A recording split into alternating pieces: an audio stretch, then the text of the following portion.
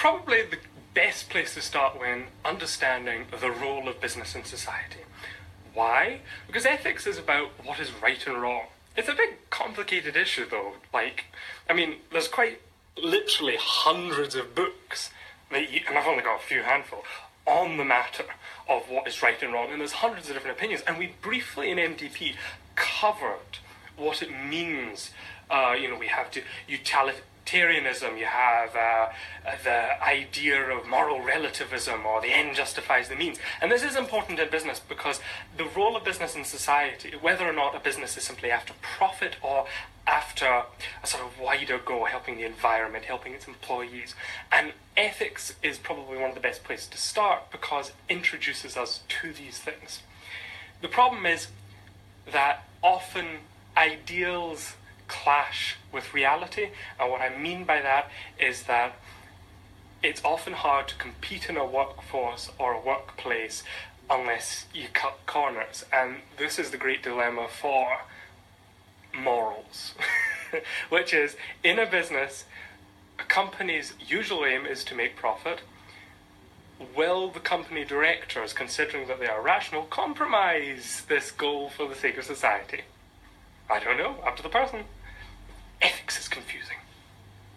One area that we looked at in MDP was corporate social responsibility, and we looked at how this relates to sustainability in terms of its economic, social and environmental dimensions.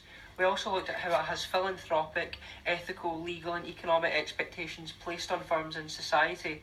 This was a follow-on from the Foundation Week, where we looked at the United Nations Millennium Development Goals, and we looked at how modern corporations can contribute to try and achieve these.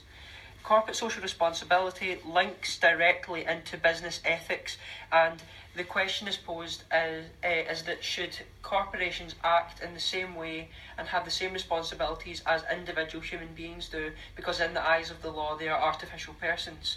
We also discussed our views on whether managers should solely be responsible to their shareholders of the company because they're the investors, or should they also try and shape society through their decisions and also contribute to all of the stakeholders. In week 5, we learned about stakeholders inside and outside the firm who ultimately have an interest with that particular firm. For example, managers, banks and customers. Stakeholders can be either individuals or groups such as the media and committees. In groups, we were given scenarios to place company stakeholders into different categories, being subjects, players, crowds and leaders. And we looked at how stakeholders can have an impact on a company's decision, like pressure groups, and how unethical corporate decisions can be harmful to stakeholders. On week 7 of MDP, the class was focused on internationalisation, globalisation and localisation. The presentation given to us by our tutors was extremely interesting and mainly drew our attention to globalisation, of which is a very important issue as it shapes the management and organisation of all aspects of how a company operates today. For example, their marketing and branding, finance, operations and HR. We learned that globalisation is the combination and merging of social cultures made possible by advancements in technology that enable the world to interact and communicate on a global scale. It affects almost everything like the economy, culture, technology, religion and the homogenisation of cities. However, overall we discovered that globalisation will continue to help the world grow and develop at an exponential rate as the world continues to adapt and conform to the ever-expanding culture and business model that it created. Management was done in week 9 of MDP. There are 2 types of crisis management. The management of crisis, where people deal with difficult situations, and the crisis of management, where the management of firms as a concept face difficulties.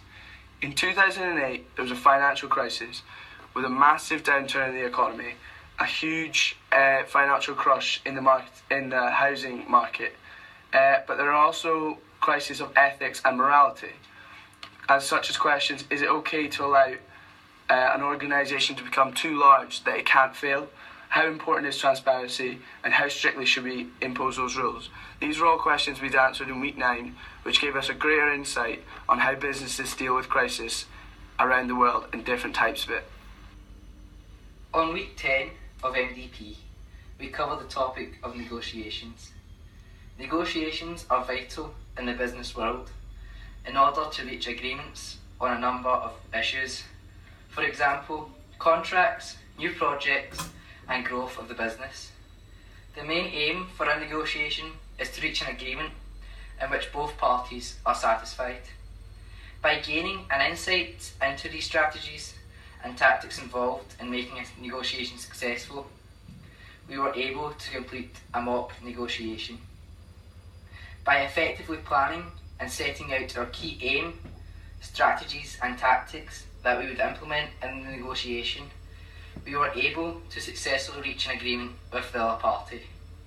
As a result of completing this negotiation successfully, it again amplified how important negotiations are to the business world in order to continuously run and expand organisations.